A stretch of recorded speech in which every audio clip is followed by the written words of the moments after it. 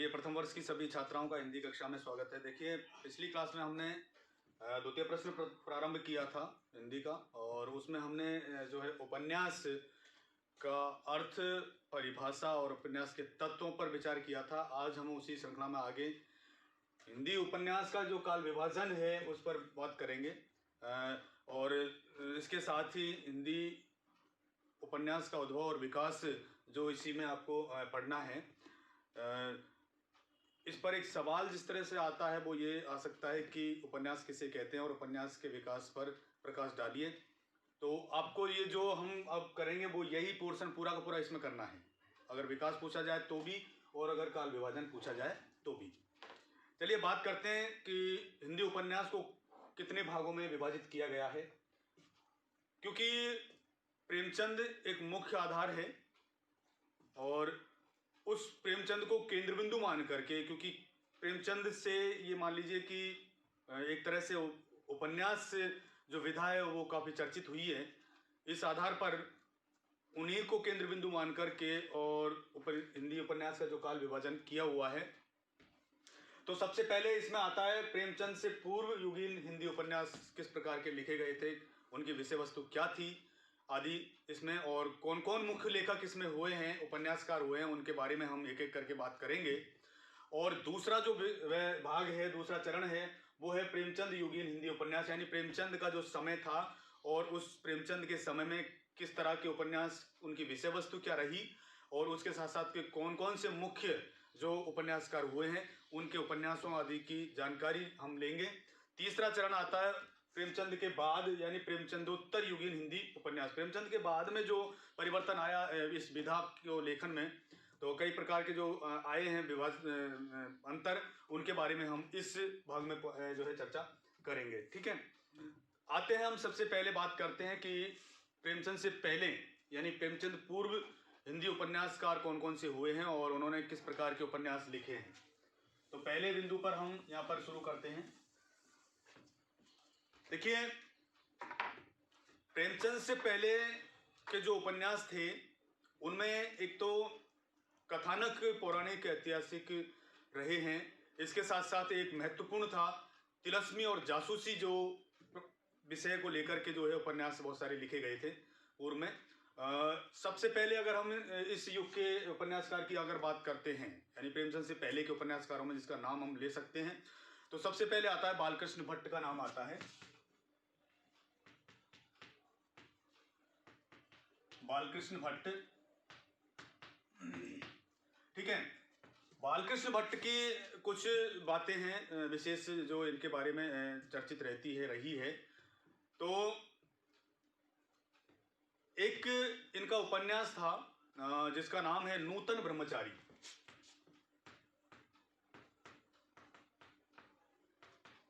और नूतन ब्रह्मचारी जो उपन्यास है, इस उपन्यास में इसमें लेखक ने क्या किया कि इसका जो नायक है, इसका नायक, उसका नाम जो है विनायक नाम है, और इस विनायक के माध्यम से डाकुओं का हृदय परिवर्तन किस तरह से ये करता है, इस विषय को लेकर के और बालकृष्ण भट्ट जी ने ये नूतन ब्रह्मचारी नामक एक उपन्यास इसमें लिखा है। इसके अलावा जो है हम बात करें अगर इनके बारे में,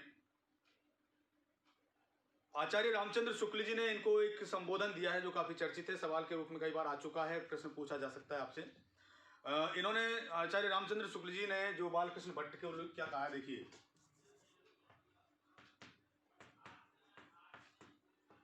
आचार्य शुक्ल ने इन्हें एक उपाधि दी है, और वो उपाधि है हिंदी का स्टिल। ये ध्यान रखना है, हिंदी का स्टील कहा जाता है इन्हें।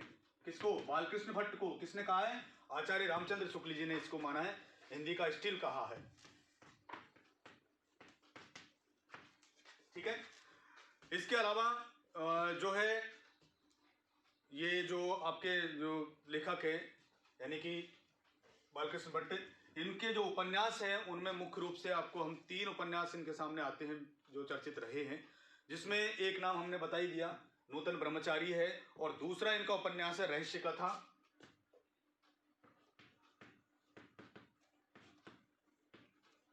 और इसके साथ साथ एक और जो उपन्यास जिसके बारे में बात कर रहे हैं वो है 100 अजान एक सुजान।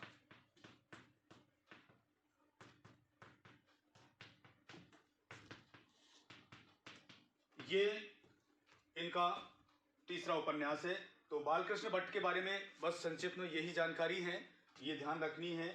नूतन ब्रह्मचारी और इसका जो नायक विनायक, उसने जो है डाकुओं का हृदय परिवर्तन किया, ऐसे कथानक को लेकर के ये जो है उपन्यास लिखा था। और इसके अलावा आचार्य रामचंद्र शुक्ल जी ने इनको हिंदी का स्टील कह करके पुकारा है। और इनके अलावा नूतन ब्रह्मचारी के अलावा रहस्य कथा और 100 अजान एक सुजान इनका एक जो है ये उपन्यास इन्होंने अपने जीवन में लिखे हैं। आगे जो है नाम आता है वो है देवकीनंदन खत्री का।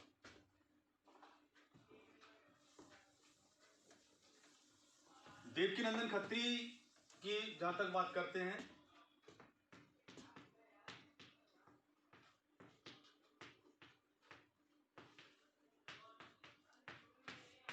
ये जो लेखक है उपन्यासकार देवकीनंदन खत्री, इन्होंने तिलस्मी और जासूसी उपन्यास लिखे हैं। अगर आपको पता हो, आप क्योंकि टीवी पर आप सीरियल देखते हैं पहले, तो नेशनल चैनल पर पहले एक जो है एक आया था सीरियल, 2 बार वो प्रकाशित हुआ है, उसका प्रसारण किया गया था। चंद्रकांता उसका शीर्षक था, जो इन्हीं के उपन्यास पर आधारित था। इन्होंने एक उपन्यास लिखा था चंद्रकांता, और चंद्रकांता के साथ साथ एक और उपन्यास उसी शीर्षक से इन्होंने लिखा था, चंद्रकांता संतति। ये दोनों ही उपन्यास काफी चर्चित रहे हैं इनके जीवन काल के अंदर। और चूंकि चंद्रकांता जो उपन्यास है उसमें लेखक देवकीनंदन खत्री जी ने जो है जो विजयगढ़ एक रियासत हुआ उस समय थी, ये जो चंद्रकांता थी वो विजयगढ़ का जो राजा है उसकी पुत्री थी। और उसमें या उस चंद्रकांता के मतलब सुंदर रूप और गुण, उन दोनों की जो है प्रशंसा सुनकर के नौगढ़ का जो राजा था राजकुमार, उस पर जो है मुग्ध हो गया। किस पर? चंद्रकांता पर। और इस प्रकार से विजयगढ़ में एक मंत्री पुत्र और की आंख भी उस पर लगी हुई थी। यानी कहने का मतलब है कि मंत्री पुत्र भी उससे प्रेम करता था, किससे? चंद्रकांता से। तो मंत्री पुत्र चुनारगढ़ के राजा को अपने पक्ष में कर लेता है। ये कहानी इस तरह की, फिर युद्ध होता है और इस तरह से अय्यार इसमें जो लड़ते हैं, ऐसी अंत में चंद्रकांता और नौगढ़ का जो राजकुमार है मुग्ध, उसकी जो है इनका मिलन हो जाता है, इनकी शादी। एक ऐसा कथानक लेकर के लेखक ने जो है ये उपन्यास लिखा था। और इनके दोनों जो चंद्रकांता और चंद्रकांता संतति जो उपन्यास है, वो दोनों काफी चर्चित उस समय रहे। तो पहली बात तो इनके लिए ये कि ये जो है देवकीनंदन खत्री जी, वो हिंदी में तिलस्मी और अय्यारी, हिंदी में तिलस्मी और अय्यारी शब्द आता है जासूसी के लिए। इस तरह के जो उपन्यास लेखक थे, ये उपन्यासों के जनक माने जाते हैं।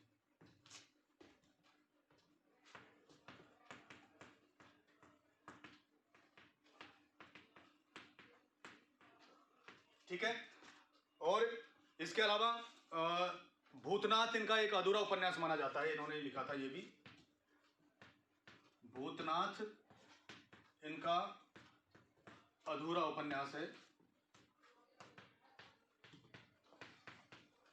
ठीक। इसके अलावा हम अगर बात करें तो इनके उपन्यासों की अगर बात करते हैं तो उनमें कौन कौन से उपन्यास हैं। इनके प्रमुख उपन्यास,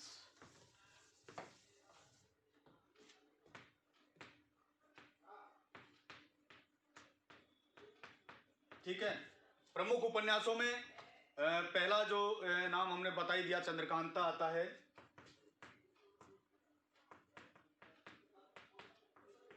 दूसरा चंद्रकांता संतति के नाम से है। नरेंद्र मोहिनी दूसरे नंबर पर है, सॉरी।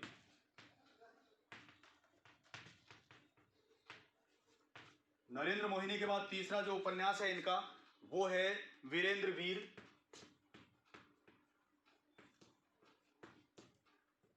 चौथा इनका उपन्यास है वो है चंद्रकांता संतति।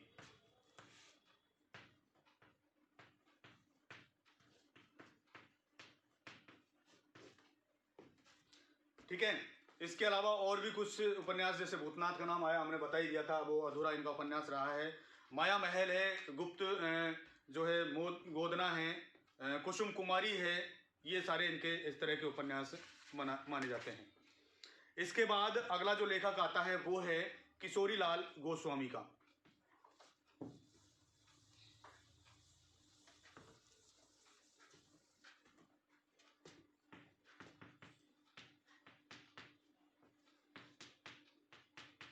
किशोरीलाल गोस्वामी अगले लेखक हैं। किशोरीलाल गोस्वामी जो है इन्होंने हालांकि बहुत सारे उपन्यास लिखे हैं, बहुत सारी संख्या है। पहली चीज तो इनके लिए ये आती है, ये हिंदी में ऐतिहासिक उपन्यासों के जनक माने जाते हैं। हिंदी में ऐतिहासिक उपन्यासों के जनक हैं ये। ठीक है। दूसरी बात जो इनके लिए आती है, एक पत्रिका थी जिसका संपादन किया था, तो इन्होंने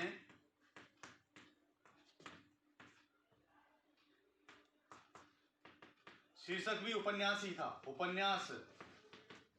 इन्होंने उपन्यास नामक पत्रिका का संपादन किया था। ठीक। पहली चीज, हिंदी में ऐतिहासिक उपन्यास का जनक माना जाता है। दूसरा, इन्होंने उपन्यास नामक एक ऐतिहासिक एक पत्रिका, साहित्यिक पत्रिका थी जिसका संपादन इन्होंने अपने जीवन काल में किया। इसके अलावा इनके द्वारा लिखे गए जो उपन्यास है उनकी संख्या आचार्य रामचंद्र शुक्ल जी ने लगभग कितनी मानी है? 65 इनकी मानी है। तो शुक्ल के अनुसार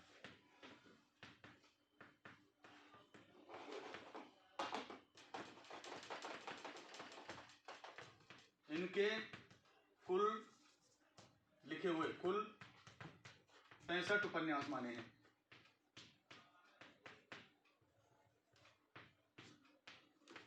ठीक है। तो ये तीन बातें बहुत महत्व रखती है। और इसके अलावा अगर हम इनके उपन्यास की बात करते हैं तो एक ऐसा उपन्यास जो काफी महत्व रखता है,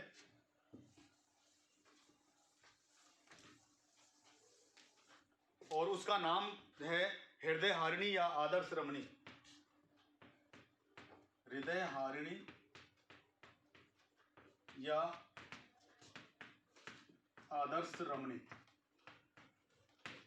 ये जो उपन्यास है सन 1890 ईस्वी का है माना जाता है। ठीक है। और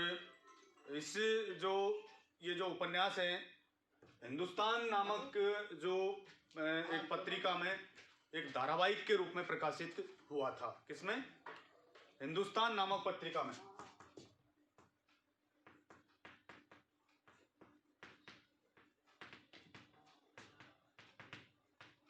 एक धारावाहिक के रूप में।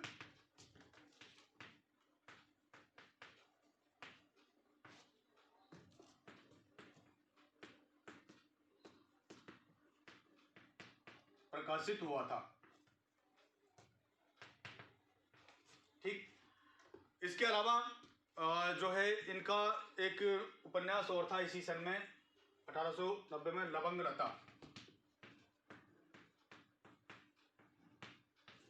ठीक। दूसरा मान लीजिए इसको। और इनके अलावा भी बहुत सारे और है, कनक कुसुम या मस्तानी के नाम से।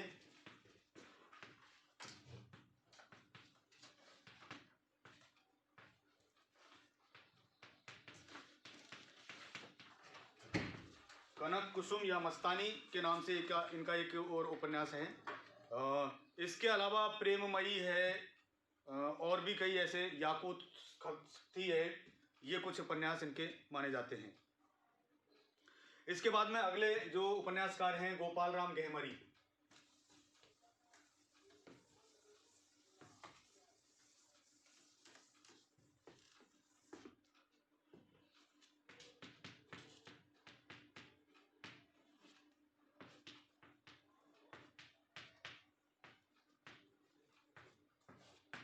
गोपाल राम गहमरी जो उपन्यासकार है, इसके लिए सबसे पहली बात तो यह कि ये जासूसी उपन्यासों के जनक माने जाते हैं।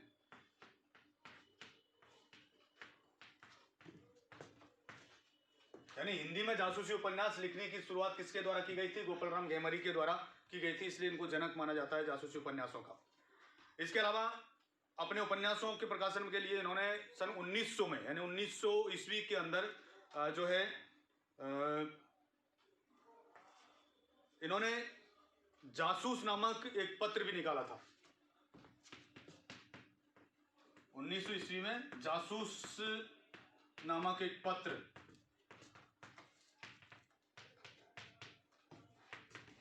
भी निकाला था, यानी उसका संपादन किया था। ठीक है। इसके अलावा ये जो अंग्रेज उपन्यासकार है एक आर्थर कॉनन डॉयल।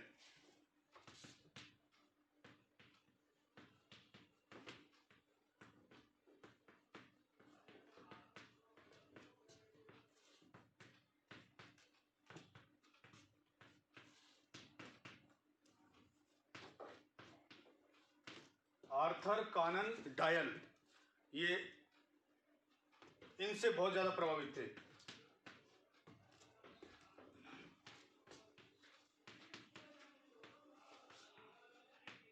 ठीक है, तो ये दो तीन बातें इनके बारे में महत्वपूर्ण जानकारियां थी। इनके उपन्यासों की बात कर लेते हैं, कौन कौन से महत्वपूर्ण उपन्यास इन्होंने लिखे अपने जीवन काल के अंदर, और विशेष करके हमें अपने सिलेबस के अनुसार कितनी जो आवश्यकता है उनके बारे में बात करते हैं। तो इनके द्वारा लिखे गए उपन्यासों में देखिए, अद्भुत लाश से पहला उपन्यास मानते हैं।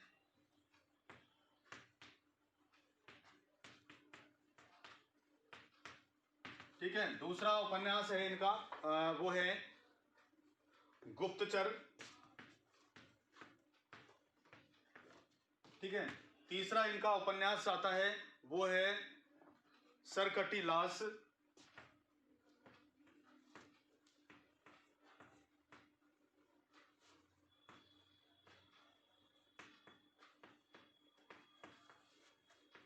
और चौथा उपन्यास है जासूस की भूल।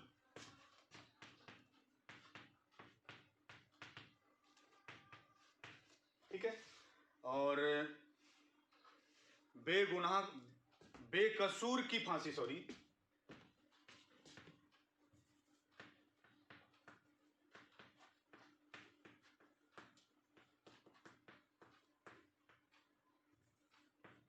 और छठा जो उपन्यास महत्व रखता है वो है खूनी कौन है।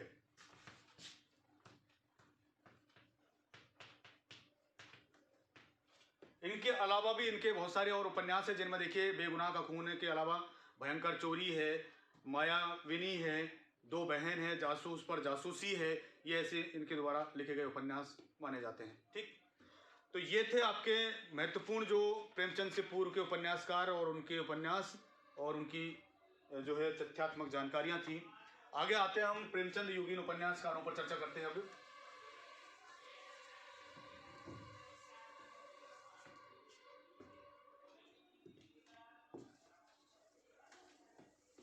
प्रेमचंद युगीन हिंदी उपन्यास दूसरा जो भाग है।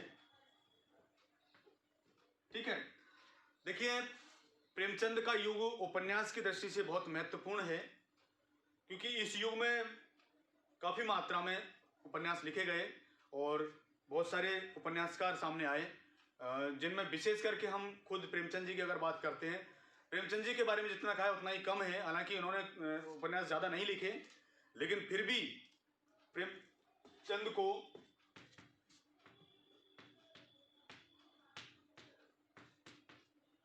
उपन्यास सम्राट कहा जाता है। ये पॉइंट ध्यान रखना है, उपन्यास सम्राट कहा जाता है। ठीक है, हालांकि इन्होंने कहानियां ज्यादा लिखी है, लगभग 300 के आसपास इन्होंने कहानियां लिखी है जो मानसरोवर शीर्षक से जो है संकलित की हुई है। उपन्यास कम लिखे, लेकिन उपन्यासों की विषय वस्तु प्रभावकारी होने के कारण और इसीलिए इनको उपन्यास सम्राट के रूप में जाना जाता है, या इनको संबोधित किया जाता है उपन्यास सम्राट। देखिए, प्रेमचंद जी का जन्म जो है 31 जुलाई सन 1880 को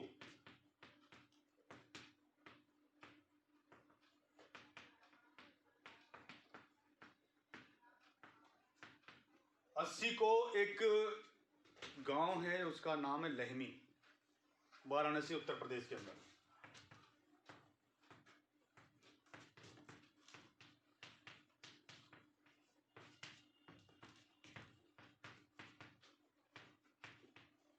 यहां पर इनका जन्म हुआ माना जाता है। 31 जुलाई सन 1880 ईस्वी को लहमी, वाराणसी उत्तर प्रदेश में ये जन्मे। और इनके पिता का नाम था अजायब राव या अजायब राय, इनके पिता का नाम है।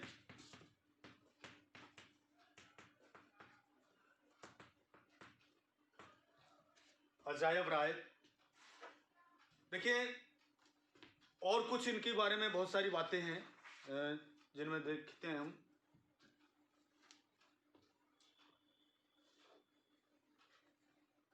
सेवा सदन जो इनका उपन्यास था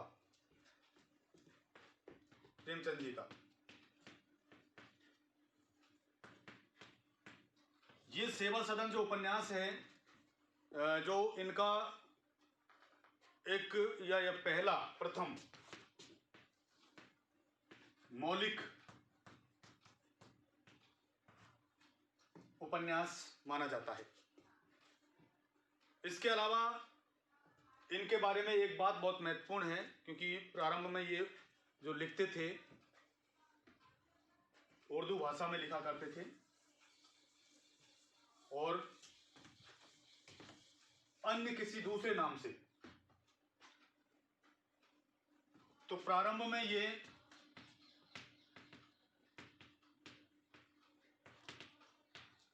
नवाब राय के नाम से,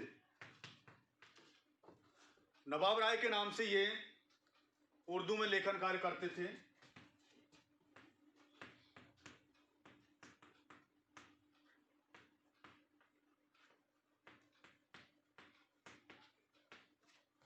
इस नाम से इन्होंने लिखना शुरू किया था शुरू में। और इनका एक कहानी संग्रह था उर्दू भाषा का, सोजे वतन।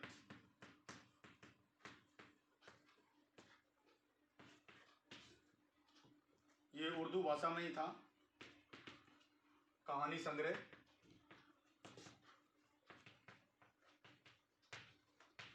जिसको प्रकाशित नहीं होने दिया गया, अंग्रेज सरकार ने इस पर प्रतिबंध लगा दिया था। अंग्रेज सरकार के द्वारा इस पर या इसको जब्त कर लिया, यूं मान लीजिए। इसके बाद क्या हुआ, इन्होंने जो है अपना नाम जो है नवाब राय से बदल करके, यानी ये जो जब ये प्रकाशित नहीं होने दिया गया तो इन्होंने इसके बाद क्या किया, नवाब राय से बदल करके अपना नाम क्या रख लिया, प्रेमचंद। ठीक है, तो ये ध्यान रखने वाली बातें हैं। और शुरू से ये एक चंचल प्रवृत्ति के रहे हैं। तो इन्होंने ये कह लीजिए कि इनका जो जीवन बचपन जो था खेत खलिहानों में या फिर अपने साथियों के साथ खेलते हुए व्यतीत हुआ है। मौलवी और उस्तादों की को चिढ़ाने, उनकी हंसी मजाक बनाने आदि में ही जो है खिजाने में और गरीबों से लड़ने झगड़ने में ही बीता है कुल मिला के। इस तरह का इनका जीवन था। और ये धर्म से तो आर्य समाजी माने जाते हैं, धर्म से आर्य समाजी माने जाते हैं और राजनीति में ये गांधीवादी कहे जाते हैं। तो ये इनके बारे में कुछ जानकारियाँ रही है। अगली क्लास के अंदर हम जो है इनके प्रमुख उपन्यासों के बारे में चर्चा करेंगे। तब तक के लिए धन्यवाद।